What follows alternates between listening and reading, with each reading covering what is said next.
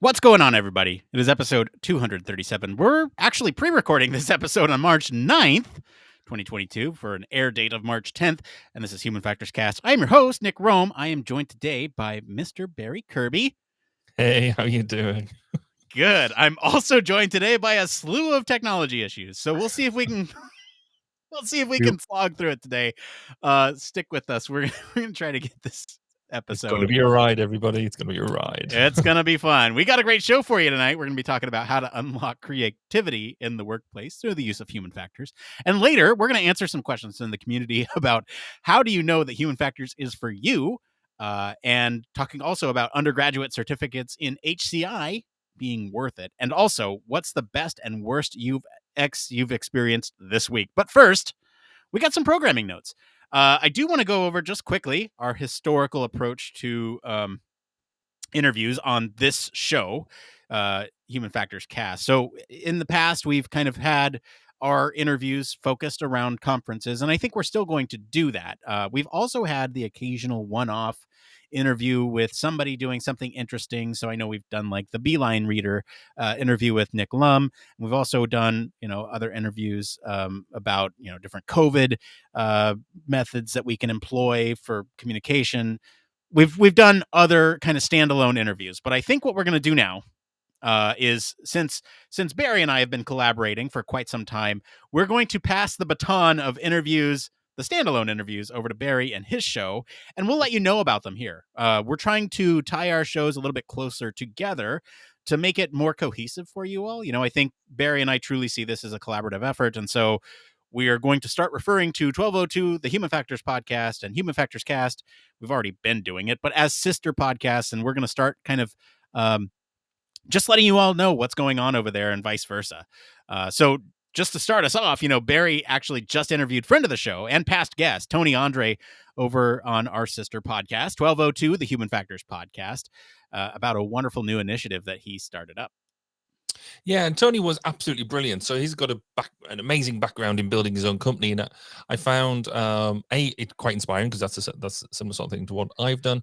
But actually, he's done it really successfully and really, really large. But because he's had this focus on healthcare, which is a domain that I've never really been involved with, I hadn't really considered just how much human factors was involved in what they were doing. So that was brilliant.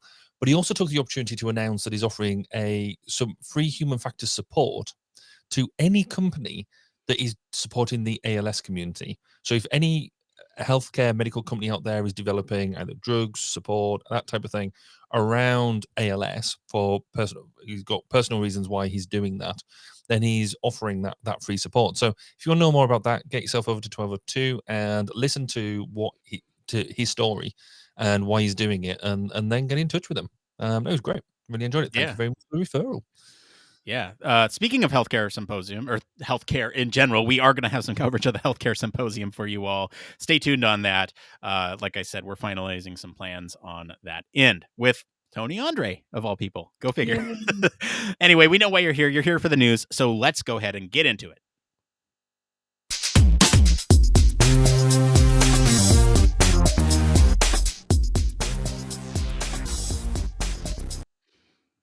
That's right. This is the part of the show all about human factors news, whatever I was going to say. Anyway, human factors news. Barry, what do we have up this week? This week's story is about how employers should nurture friendship and support amongst co-workers to unlock creativity. So employers who want to see the creative thinking in their workforce should value supportive friendships between colleagues as the key to unlocking more resourcefulness and innovation. The study from the University of Bath School of Management reveals care from co-workers inspires people to be supportive to their partners at home, showing that co-workers have a significant role to play in enabling couples to cope with balancing the demands of work and family life. Employees take the support they receive from co-workers home with them, and in loving relationships, they transfer this support to their partner. This might mean that they encourage them to open up about stresses, to seek and resolve issues, or to make improvements to the juggle of work and family life arrangements that benefit the family. Over and above the work policies or interventions by supervisors, it is informal support from co-workers that stands out as having the biggest impact on an individual's ability to manage their work-life balance, spilling over to benefit the partner at home and in turn, their own creative thinking at work. The research suggests organizations should give employees more flexibility to manage caring cover with a colleague without intervention from managers. The research also alerts employers to the pitfalls of working practice and expectation taking a toll on home life, encouraging employers to be mindful of the detrimental impacts on relationships. Researchers acknowledge that there could be drawbacks in relying on co-workers for support with home and family matters, with partners at home potentially feeling jealous and upset about the closeness of work-spouse relationships. They suggest future research could examine the potential of this relationship dynamic to promote conflict at home. So, Nick, how do you think that your work relationships affect your work-life balance? Generally, they I don't know. I'm of two minds of this article, and I'm going to briefly try to summarize them. On one hand, I see the merit in trying to foster relationships where people actually care about each other, and um, that care being transferred over to personal life. I see that, right. So like, my relationship with the people that I work with is very supportive and understanding and flexible, right. That's kind of the tenets that we live by. We're all remote, and so if something needs to happen during the day, we don't really need each other there to rely on, as long as we kind of make the meetings that we're required to attend, and we do the work that we're required to do. It's not a big issue. And so I think that definitely carries over into my personal life, where that understanding from work and the people that I work directly with certainly carries over. If I need to take care of my son or something while my wife goes to physical therapy or something like that, right? So I get it. I understand. On the same note, I'm going to be a little bit critical here, and I'm going to say this is capitalism at its finest, because what makes a person feel more comfortable at work is good for the company, might not always be the best for the individual working there, because they might feel an allegiance, some sort of belonging to that company, and maybe not seek other opportunities that better serve their end goals. And so I'm going to be a little bit critical of, like, we're like a family here. You can't leave. It's a little bit manipulative. It's a little bit exploitive. And I do also, I want to bring attention to that, but I do see the merit of, like, having it impact your home life too. But Barry, I'm interested in what you think, because you run your own company. And so, like, how are you approaching this? It this is such an interesting thing, because I've sort of really seen it from both sides. That if I'm part of a team and I'm not a senior manager of a team, I've just been just Barry, part of a team. If you've got some friends that you get on with, I mean, you spend 8 hours a day, a significant portion of your waking time during the day with these people, a lot 24/7. And if you don't have a good relationship, if there's an abrasiveness there, then that just makes 8 hours a day really unpleasant. So I can see how, from that negative approach, that if you have a bad relationship at work, you then go home all grumpy and stuff, and that can affect your whole life. I get all that. If you've got a really good relationship, that is really, really good as well. You can have a laugh, but I've seen it go too far. And when in my earlier career as well, I've seen it that I've spent a lot of time thinking that I'm having a good laugh at work with some good friends, when actually I should have been more heads down, prioritized into work and getting work done. Because, as you say, you're there for work to do for a specific reason. So doing that, it's getting that balance right. I think yes, having the support at work is a good thing, and I can, if you've got a good working relationship, then fantastic. That will spill over on both sides, because I've struggled to see this work life balance. I don't like the phrase. I prefer work life blend, because you don't have two discrete bits. It's very difficult just to switch off from one onto the other. As a manager and somebody who runs my own company, I can foster the right environment. I can have the break down barriers as much as I can, but you can't force this stuff. The only way that I think you can force it, you can, like I say, set the environment. You can have mindful recruitment.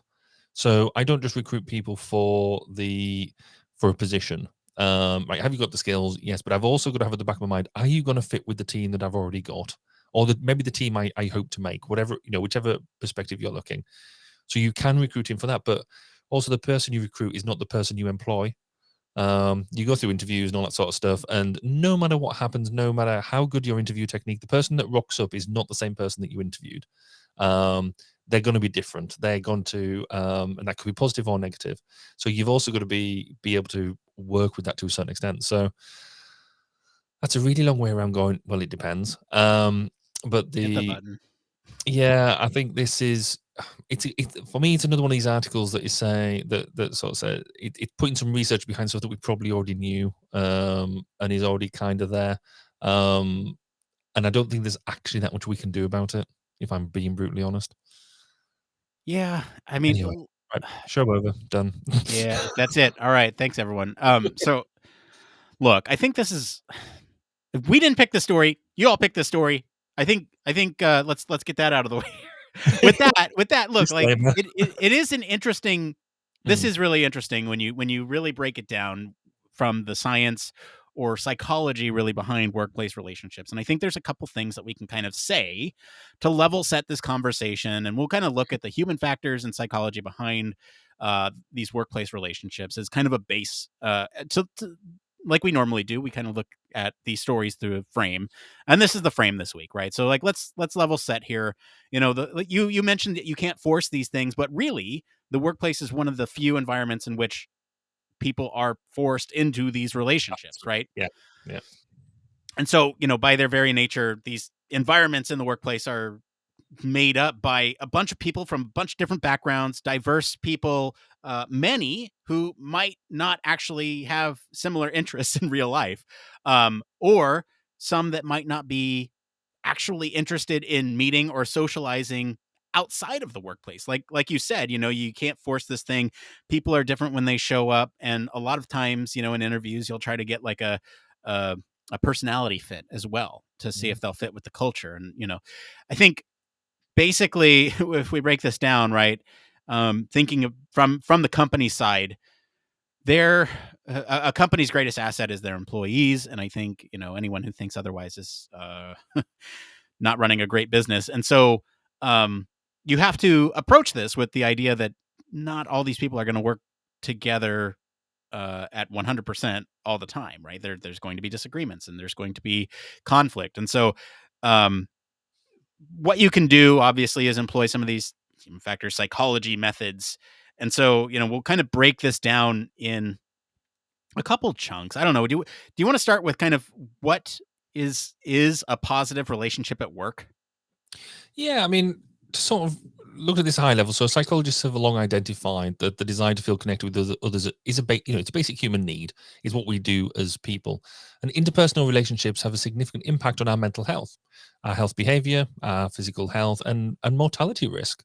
So we categorize relationships in the workplace by cooperation, trust, and fairness. When we do that, the reward center of the brain is activated. It encourages future interactions that promote employee trust, respect, and confidence. And that means that employees believe that the best in each other and really want to inspire each other into their performance. So, to put that simply, when employees experience positive relationships, the body's ability to maintain, build, and repair itself is improved both in and out of the workplace. So the psychology is there to sort of again prove that positive relationships at work are a good thing. Do you want to dive into why it's so important for a workplace? Yeah, and I'll just add to that last one. It kind of reinforces the point that we're talking about with the main article of today's show. You know, it's saying that if you bring home those positive experiences, those positive relationships, you're going to have a better home life as well because you're not kind of worried about the same stressors at work of dealing with people.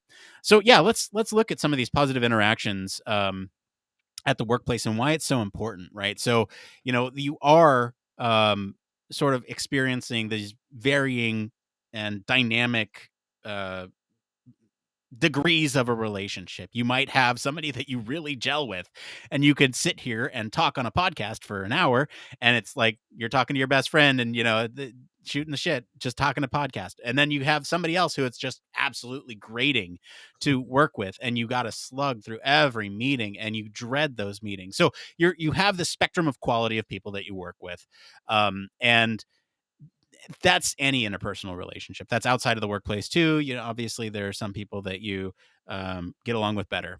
anyway, we're talking about just in the workplace here, right? And so if you think about at the sort of one extreme of the spectrum, the best side of things, right? Interactions can be source of enrichment. It can be give you vitality that kind of helps you encourage individuals or groups or organizations really to thrive and flourish, as as we're talking about in with respect to this article. You also have sort of these relationships are characterized as like a pursuit of rewarding and desirable outcomes, right? These at the best end of the spectrum, and at the other end of the spectrum, the negative ones, right? You're kind of these are characterized by thoughts of like being unwelcome or punishing to work with those types of people. And so when we think about positive interactions in the workplace, um, it really does impact several things like job satisfaction. It actually really increases, or I guess it influences staff turnover, right? So the more positive you see your coworkers, or the more you see them like a family, this is kind of my criticism at the top of this, the less you're likely to turn over, or have turnover within the company, right? So, the more support you get from your colleagues, the more likely you're going to stay there for a long time. There's also, some of these positive interactions between supportive coworkers. They can actually help with clarifying some tasks or improve other people's individual understanding of what their role is. And so the more it all comes down to that communication piece. The more you can kind of um, the more you can kind of communicate about uh, what you are doing in your workplace with somebody else that you're working with, the better your performance will be, right? And that's kind of ultimately what we're talking about here, is how these relationships can improve human performance when it comes to workplace. So let's talk about we're sort of looking at positive interactions here still. These things are marked by trust, by mutual regard, active engagement, and interactions that are characterized this way can improve awareness of others, foster positive emotions such as empathy, compassion, and increase the likelihood of trusting, respectful engagement between individuals. If it's not clear, I'm reading. This is from a paper from Rosales 2016. So go take a look at that. But a lot of this is summarized in the statement that I just made. And with all these positive interactions, right, this can unsurprisingly leave sort of a detrimental effect on an employee's well-being. Social relationships at work that are disrespectful or um, distrustful, kind of the other end of the spectrum, right? The negative actor, so to speak. They can have kind of the opposite impact there.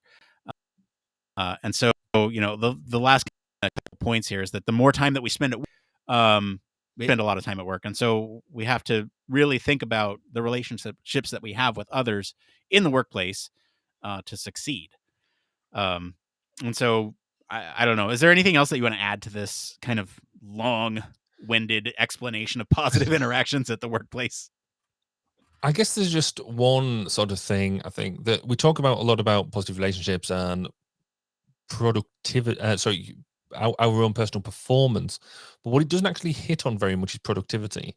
Because sometimes, if everybody's having a good loving as a team, that doesn't necessarily mean you're being massively productive. Because actually, sometimes having a negative actor um, in the room, as annoying as it can be, can actually make you better at what you do. Yeah. Normally, it's an inter-team thing to a certain extent. So I've had it where I've been working with certain engineers, and before they realize that I'm also an engineer, and we come across as Satan's wrath and things like that, and they're like, what are you doing? Tell me what to do. And so that you almost have that playoff between each other, where I was like, actually, I'm going to use this to make us better. And so there is a bit of a, not necessarily all negative is bad, but you just got to know how to use it. But I think there is a difference there between getting the productivity out of an organization and getting good cohesive team working together. I mean, I think when you look at how to foster employee interaction, I think it's, as I said before, I don't think this is a thing you can't force people to like each other. But you can create an environment that makes it more likely, or at least give it the opportunities to do so. Giving people the opportunities to actually chat with each other, to have a brew with each other, have coffee, tea, have breaks with each other, eat together, that type of thing. Relationship with colleagues were the number one contributor for employee engagement, with 77% of respondents listing that workplace connections are a priority for where you're at. Leaders and managers need to determine positive ways of engaging with them sort of relationships. And I've sort of been there before, where I've worked in organizations where they're like, no, you don't need to do any of that. No motivation. I mean, a really good example, I had a team where I would go and give them, a couple of times a day, right? Everybody down, what you're doing. Let's go to the kitchen, have a brew. 10 minutes, just banter in the coffee. And I got pulled aside by a senior manager, said, you can't do that. They're not working. And that means not working hard enough. And I was like, well, not really, because we're thrashing them to win within an inch of their lives. This is my call. I want to do this. You can't do that. Okay. Doesn't mean, but I'll be honest, I think productivity will go down. I don't think we'll get enough out of it. And yeah, so we had a long discussion around it, and I think it's important to try and create it. So yeah, I think you've got to work at it. I think you've got to allow it to happen. Basically, removing the barriers that limit social interactions. And there's a whole swathe of what they can be. Everything from how you plan out an office, where you site your teams, and that type of thing. But you've also got to create opportunities for employees to engage with each other. And again, there's a whole bunch of ways of making that happen. Everything from just having drop-in days, having breakout rooms that you encourage people to go and have coffees and things like that. So yeah, I think it's something that does need to be done. Have you got any thoughts around? Have you had an employee interaction that you felt was too forced, or that you didn't think was good enough, or a really good example of good practice? So good questions. Yeah, my experience with this has been wide ranging. So I think when you build it into work, it works well. Like for me, I make a point to spend about 10% of my time. So if it's an hour long meeting, that's 6 minutes. Um, Catching up with the person and really starting to like develop a relationship with them, right? So like and I think that's really important too, because then you come from a place of understanding with who you're working with. You understand kind of what is going on in their personal lives. It gives you awareness that if there is something going on in their personal lives, maybe give them a little slack, right? Especially with the state of the world right now. I work at a global company, and so there's a lot of people affected by what's going on by world events. And so um I might say, hey, look, like it's totally fine, you don't need to get nothing's urgent, right? Like you take care of you first. It's something really important to do. So 10% of your time, I'd say, as a good baseline. If you're working a 40-hour work week, 4 hours a week, Hmm. seems like a lot of time from a productivity standpoint. But if you are kind of investing in those relationships, um I think it's totally, totally worth it. In terms of my experience with this, like it's like I said, when it happens at work, when it's built in, it is pretty great. When Yeah. it's forced outside of work hours, like, hey, let's go out for a happy hour afterwards. I'm like, well, I got a 2 hour commute. I got to get home. Like, Mhm. I don't want to sit here, because if I sit here, I leave early because I have a commute, and I come in early because I have a commute. I don't want to sit here and like have to wait 3 hours in traffic instead of the normal 1.5. Like, let me go. And it really kind of limits your sort of interactions. Likewise, if you're on like a work travel, I don't know, that technically could all be considered work, but I don't know, like if you're going to lunch with everybody, that's fine. But like drinks at night, it's fine. But at the same time, maybe I just want to sit in my hotel room. Mhm. Don't put the I guess stress on me to make that decision. Like, I don't know. It varies, and I could love the people that I'm hanging out with, but just I want to hang out in my hotel room. Like, can we just hang out in the Mm. hotel and hang out? Like, I don't want to go out and do that. Like, it just seems like a hassle. We got to find a Uber. We got to go find a bar. We got to go to the thing. And yeah, it could be fun, and it is fun most of the time. But again, like, what if I just want to hang out in the hotel room and watch, the local news, because that's something you don't get everywhere. Anyway, that's my 2 cents. Yeah, no, I think you're absolutely right. And it's one of these things as well, especially if you're doing long-term work with people. So, Yeah. a bit short-term business, quick business trip, fine. Yeah, you go and do that, and maybe one night or something like that. Do it. But I went through a stage. I think it was 5 years. I was on a secondment, and basically 3 nights a week we were expected to, because I was with senior management. That they would go out and eat their best restaurants and all this sort of stuff, and I was expected to join them all the time. And I was like, well, okay, last night was fine. Tonight's getting a bit forced. Tomorrow night is, oh, geez. Yeah. Week after week after week after week, and yeah, I felt like I was at work from, I'd start 6 o'clock in the morning, and then you were out with them in the evening until 10 o'clock at night, and then back at 6 o'clock in the morning, and you're like, wow, they're full on days. But as a junior member at the time, I was like, well, surely I have to do this if I'm going to go You have get to. and succeed. And I was like, in hindsight, I wish I just turned around and said, you know what, you go and you do you. I'm going to go and do something else. But then, Yeah. Well, I mean, yeah, when you're junior too, you have that FOMO, fear of missing Mm. out. And it's like, well, I need to be there because I need to advance my career somehow. So I need to make these connections, and I need to be there. I need to show face. And yeah, you're right. It's just like, what are you missing? And so like, I agree. And, I'm glad you said the dinners thing, because it's like sometimes I just want to pocket my per diem and like eat at Yeah, McDonald's or whatever. I don't want to eat fancy dinner with y'all. I want to just I mean, this is but easy. this is a thing that I think we always put it on the employee or the junior person to say, oh no, you should have the guts to stand up and say, no, I don't want to go out tonight. It's fine. Actually, no, it's a leader's issue of realizing that maybe the person is there because they think that they have to be there to impress you, not because that they actually want to be there. Why don't you turn around and say, look, you guys go and do, I'm going to go and do something else. You guys go and have some time by yourselves, do what it is that you want to do, and let them do it. They don't they don't necessarily want to be there at your beck and call because they feel like they have to be there. Anyway, Right. I think I've done that to death. Yeah. So I mean, I think we talked a little bit about planning sort of these collaborative events, right? I mean, my rule, like I said, was 10% of the time. If you build it into the work week, an hour long social a week where you just kind of decompress, I Mhm. think that could be really beneficial. And the rest of the 3 hours, spend it, at the beginning of meetings or something. Like I said, 10% doesn't take much. I think, people will appreciate that too. Set aside that time for employees to interact. And you mentioned leadership, and I do you want to talk about leading by example? Because you are a leader. Hopefully. Yeah, no, you're right, and you have to do. I think a lot of people think that the whole leadership thing, it's just a natural thing and people do it by osmosis and all that sort of stuff. You have to work at it. Nobody has, even me. I don't think I'm a perfect leader. I know that's hard to believe, but you know what I mean. You've got to work at it. You've got to be reflective, and you get things wrong.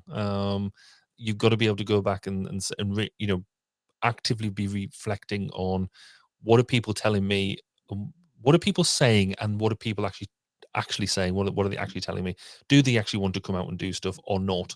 Do they feel like they have to do it and things like that? So um, you've got to be aware of your team, and it doesn't just happen.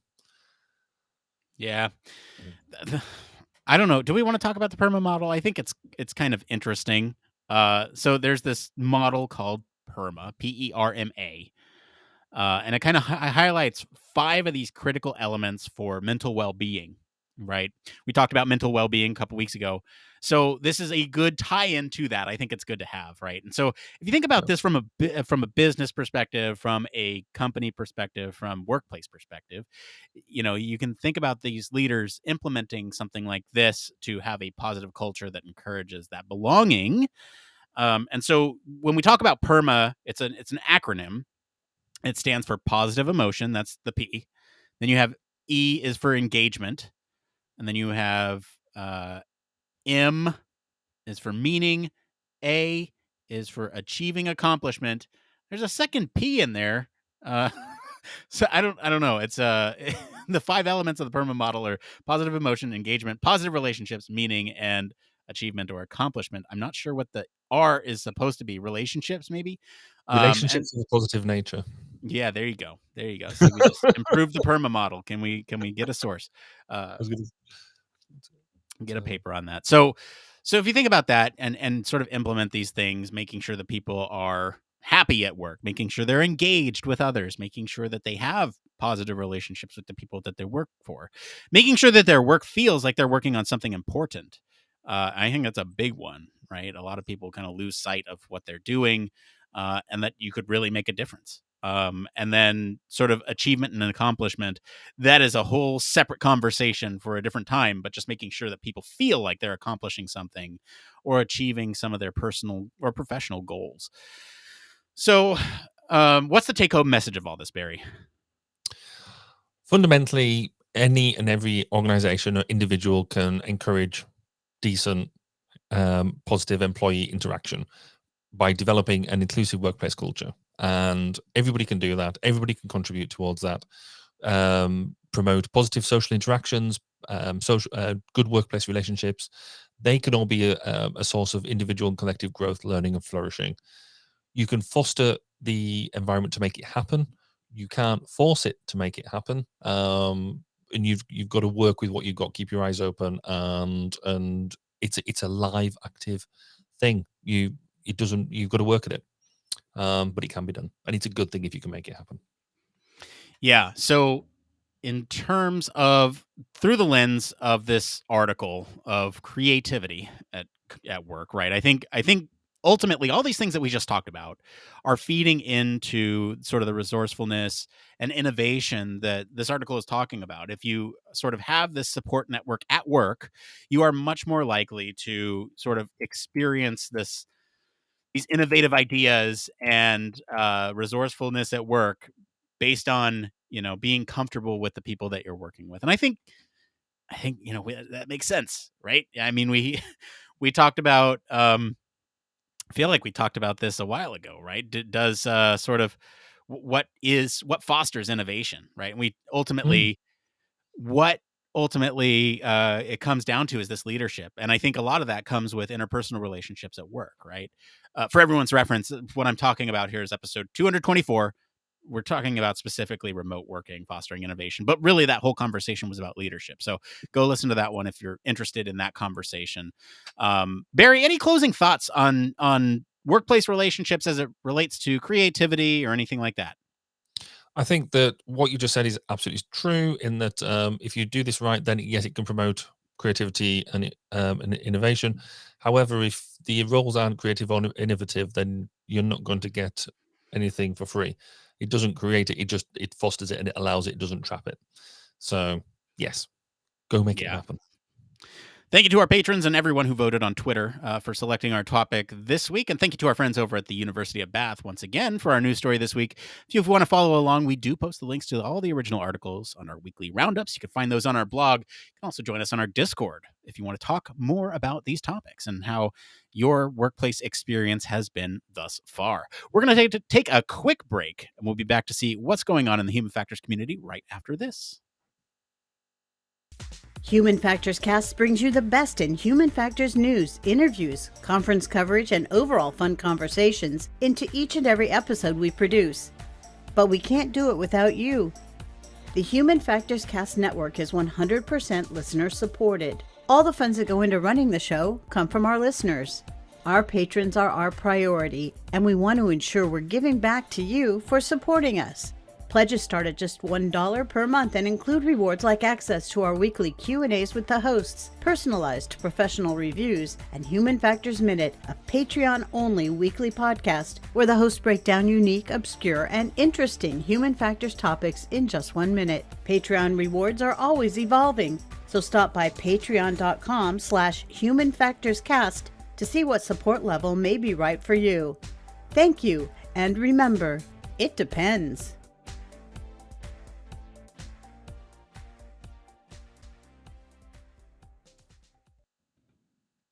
Yes, huge thank you, as always, to our patrons and everyone who supports the show, especially our honorary Human Factors Cast staff patron, Michelle Tripp. Patrons like you keep the show running.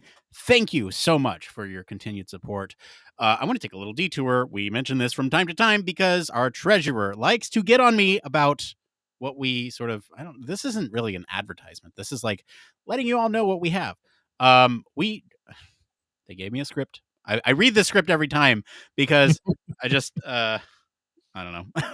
Do you know we have a merch store? Some neat designs over there that includes It Depends shirts, a show logo. I'm not wearing the hoodie, but it's it's the logo, and you can get it on a hoodie. other cool designs based in human factors culture. Do you want to support the show and look good doing it? Check out the Human Factors Cast store. But seriously though, I mean, we do have some cool designs out there. One of my favorites is I'm gonna human factors the shit out of this. Referencing The Martian. And so you can check out all the designs. We have a link to our store on our website. That's humanfactorscast.media. You can also just go and search for Human Factors Cast store. There's some cool stuff on there. I'm looking through now. The It Depends shirt is always a favorite. You got Human Factors Cast polos. You got an apron. I feel like one of these days you and I should just wear aprons. And nothing else, and that would sell the video part of this show. Open up an OnlyFans and call it done. Also looking through some of these designs. Oh yes, we have our favorite. I can't even believe I forgot this. We put our favorite review as a post on. So you can actually wear our favorite review of the show as merchandise. And just for everyone's awareness, the review reads as such: like so, like you, like and like so. If you want to listen to a couple sophomoric boring bros drone on, this is for you. That some of these guys could in any way represent human factors as a profession is truly terrifying. So that is our favorite review. Please go support the show by buying merch of that review. We love that review. And if you disagree with that review, please leave us one that doesn't say that. That'll really help the show. Anyway, let's move on. I'll say if you do agree with it, move on. Yeah. If you do move along. Otherwise, I think it's time that we get into this next part of the show we like to call. It came from.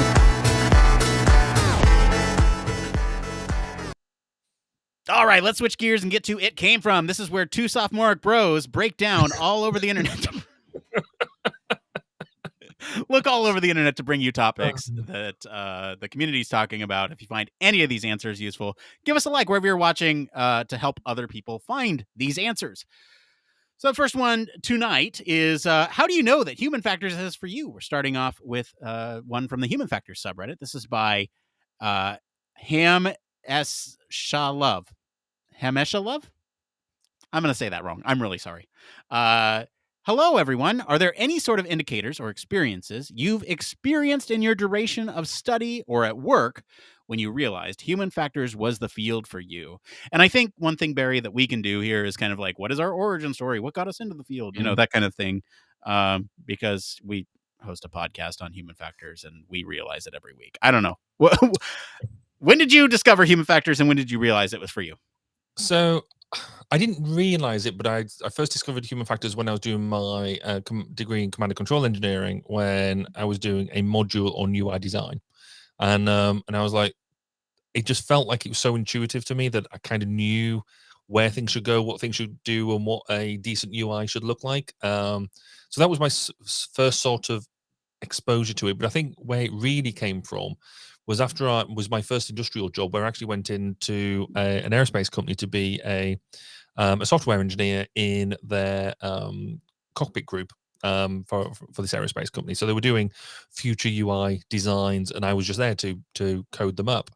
And I was sort of getting into. So I was one of two software engineers, and the rest of the team were doing design and all that sort of stuff. And I was like, oh, I'm really into this. And I was like coming up with my own designs for interfaces and realizing that they weren't completely stupid. But the more I was learning, the more I was like, oh, this is, learning more about physiology and all that, and the psychology behind how things work, and even little things like how to design things for color blindness and all that sort of stuff. It was all just sort of coming together. And I was like, this is it. I need to, everything that I've been doing to date has just felt like turning the handle, whereas this felt inspirational. And so I spoke to my line manager at the time, an awesome lady called Alison Starr, and I was like, I what is this? What is this human factor stuff you talk about? What is the breadth of it? And she's like, well, if you're wanting to learn more about it, I could mentor you a bit, and And so we did that. And then it kind of then accelerated from there. I got made redundant from that role. The entire human factors piece got made redundant, not just me. And then I went to another company where I actually just went and applied there as human factors and as into the human factors department, into their research department. And they were like, yes, but I've been working with them already. So they knew me and knew that what my background was, etc. And they're like, oh yes, of course, come along. And then stuck with them for 8 years. Just learned and hoovered up information and bags and bags of just broad experiences, all dabbling in the human factors domain. And then it was but it was that. I think it was that moment of knowing that actually what I was looking at was just intuitive to me, was something that it just made sense. That whereas I could code, I could do all that sort of stuff, that was fine, but I was kind of doing it because I felt I should and I had to. Whereas developing this design work, and thinking about how people would interact with it would just seem to be like, well, duh. And it was almost a shock when you then look at other people and go, well, why don't you think like this? Isn't this just common sense? And then that's a sparkle moment of actually, yeah, common sense isn't ubiquitous. It's just common sense. Yeah. So I wonder where I've seen that. Yeah, quite. So well, it depends where you look, doesn't it? Yeah. What about you? When did you get that sparkle of the human factors was the thing? Yeah, I want to mention something because you mentioned mentorship, and I do want to kind of again call out our Discord. There's a lot of us in there, kind of that are willing to provide mentorship, and like seriously, I'm happy to provide that for anyone who wants to. I can take a few people under my wing and kind of tell you how the real world is and all that stuff. Please reach out to us on the Discord or anything like that. Like it's one professional joy that I get a lot of satisfaction out of. Anyway, with that out of the way, I've told this story before on the show, but I think it bears repeating because not everybody listens to every episode. So for me, kind of the thing that I thought was the moment it clicked was, I went to grad school for something very different than human factors. I went because I wanted to study VR and our perception of virtual environments and use kind of cognitive psychology to understand that. And the person that I wanted to work with was in a human factors graduate program. And so a lot of my training and skill set came from kind of the periphery of what I was studying at the time. And for me, the moment came when, in undergrad, I was interacting with a lot of people who wanted to go the clinical route. And there were very few kind of cognitive people in that group. And I was more of a social psychology, perspective at that time. And I still carry a lot of that with me today, obviously, with messaging and communication. And so for me, it was when I got to my graduate program and a lot of people were speaking the same language as me. And I'm not just talking about English. I'm talking about, I could say terminology that maybe others in undergrad wouldn't understand, right? Something like IPD and interpupillary distance, by the way, for the things that I was studying, and people would just understand. I didn't have to stop and explain it to them. And I had done, some preliminary research on human factors before I had got there. I thought, yes, this is interesting. But when I got into that program, that's when I was like, okay, this is awesome. And I might not need to do our VR, or I could do, VR in that space. But so for me, it was like when people started speaking my same language. And that was really when I was like, okay, yes, this is it. This is the thing I want to do, because people are talking in a way that is, I don't sound crazy over here like the psychologist who's trying to explain human behavior, because they just get it. And the fact that I could, sit and chat with all of them, and they got excited about it, and I got excited about it in turn, I think that's what did it for me. All right, let's move on to this next one here. This one is an undergraduate certificate in human computer interaction worth it? This is from the HCI subreddit. This is by Jer_A. What is the likelihood that I would be able to get a job with the undergraduate certificate? I work in the veterinary research field and have an associate's, but I'm considering switching career fields. Currently employed by a university that offers an undergraduate HCI certificate, and my tuition would be discounted, so I figured it might be advantageous to pursue. I'm also considering taking a web mobile development boot camp. Should I pursue that over an HCI certificate? Barry, what's your thoughts on certifications and degrees and boot camps and all that stuff? Let's kind of use that as the frame. Yeah, I think it. Well, where's the button? It depends, doesn't it? What does he want to do? What do you want to be when you grow up? Does it? But fundamentally, does the content of the HCI course excite you? If it excites you, do it. If you think it's just there and it's boring and but I'll get a certificate at the end of it, don't do it because it's not for you. If you're doing it just as an addition and it could be vaguely interesting, then crack on. But I think certificates and that are really, basically the whole degree course, all that sort of stuff, doing I would say a formal approach to human factors and all, in its entirety. Certainly getting the good academic grounding is really good. It's really advantageous. There is, if you know it's what you want to do in the future, then it will save you a lot of time learning after the fact. Learning on the job is great, but it's not. I think there is, if you can have some of them underpinning concepts, it saves you a lot of time in the long term.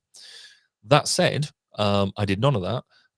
All of my work has been picked up on the job, pretty much, and basically my own self-study and practicing thing. So it's possible.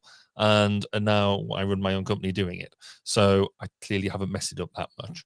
So whilst I think if you've got the opportunity to do it, and being a human factors person, and particularly an HCI person, I'm quite partial to designing the odd interface.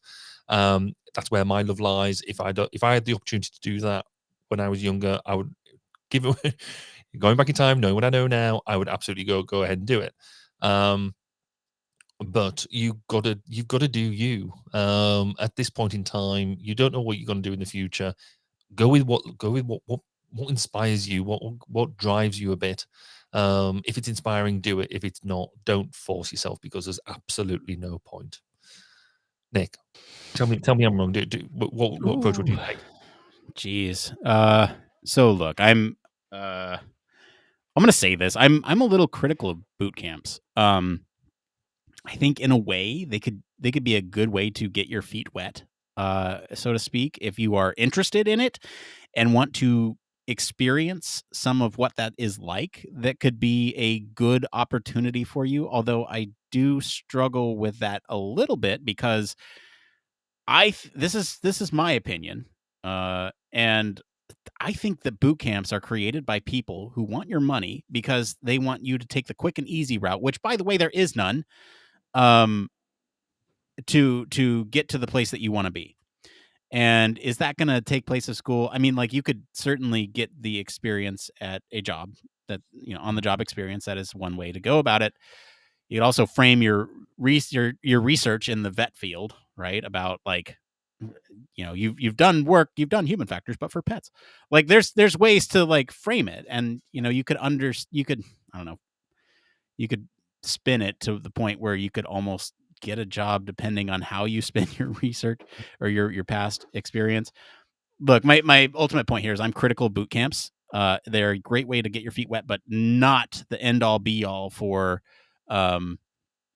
training. And I think, you're talking about one weekend versus many, many months and years of school or on the job experience. I think there's a very different skill set that you get from both of those, right? And so you might take several boot camps and be down several $1,000s.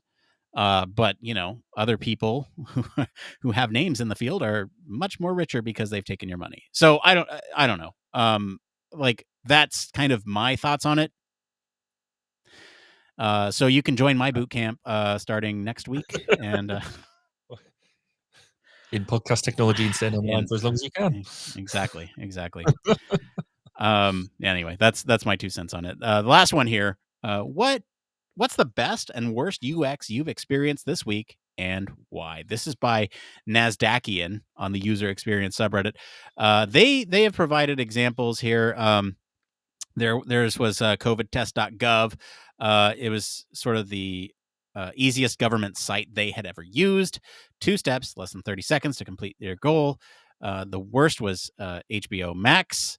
The information hierarchy is awful, and incredibly difficult to change seasons and episodes, especially when already viewing one. So, Barry, what is your favorite UX you've experienced this week, and what is your least favorite? I think my favorite has to be. What is my favorite? Actually, my favorite has to be my washing machine this week, which I'm moving from one place to another. And actually, the ability to switch it off, unhook it, get it all squared away was surprisingly simple.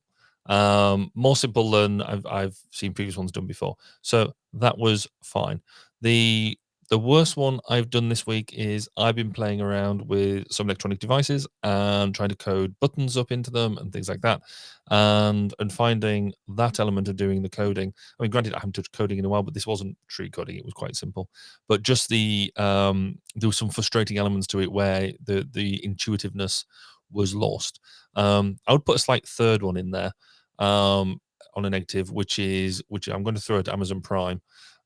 Because every time when you watch a series on Amazon Prime, that you have to put put your PIN code in for the age restriction.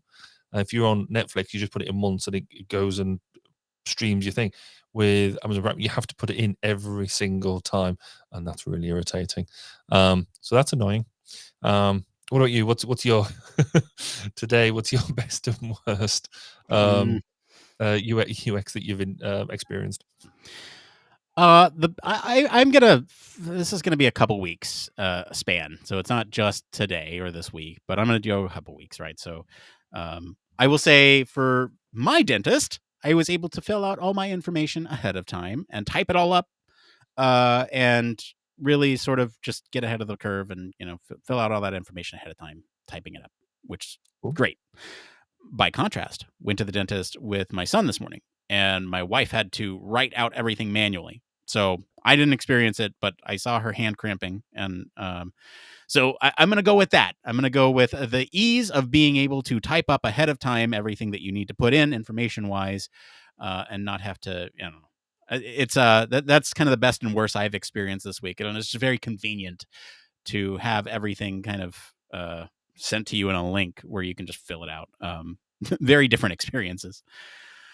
All right, let's get into this last part of the show. Needs no introduction. It's just one more thing. Barry, what is your one more thing this week?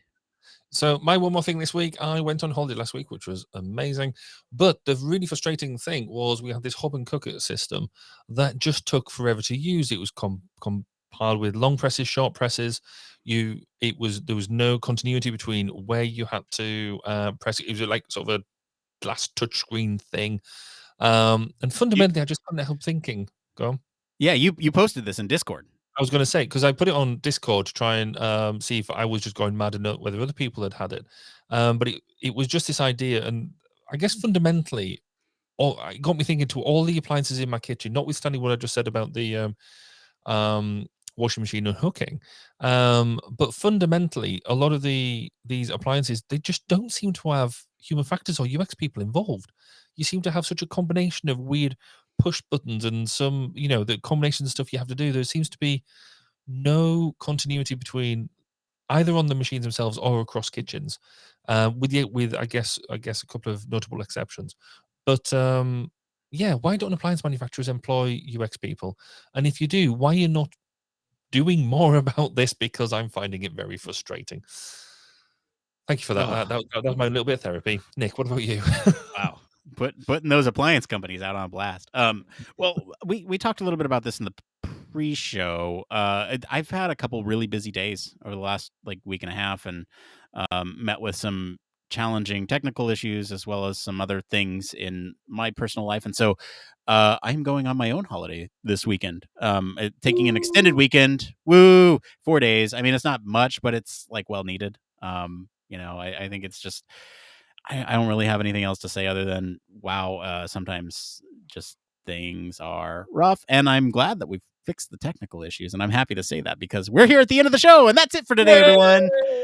If you like this episode and enjoy some of the discussion around especially innovation and fostering creativity at the workplace, I'll encourage you all to go listen to episode 224, Does Remote Working Foster Innovation? You can comment wherever you're listening with what you think of the story this week. For into that in-depth discussion, we'll invite you to our Discord community where we can talk ad nauseum about some of these issues. You know, you can always visit our official website, sign up for our newsletter, stay up to date with all the latest Human Factors news. If you like what you hear, you want to support the show, you can leave us a review. Don't say it's two sophomoric bros just talking about and that we're, sorry excuses of Human Factors professionals. You can always do that. You can leave or do, I don't know, and give us another shirt idea. You can tell your friends about us. That helps the show grow. You can always consider supporting us on Patreon. That really helps the show because it helps pay for the stuff behind the scenes. And, we might not have as many technical issues. And as always, links to all of our socials and website are in the description of this episode, along with 1202, the Human Factors podcast. I want to thank Mr. Barry Kirby for being on the show today. Where can our listeners go and find you if they want to talk about creativity? If you want to talk about creativity, come find me on Twitter. I'm at Baz_K, or come listen to my latest murmurings on 1202, the Human Factors podcast. As Nick says, it's 1202podcast.com. As for me, I've been your host, Nick Roome. You can find me across social media at Nick_Roome. Thanks again for tuning into Human Factors Cast. Until next time, it depends.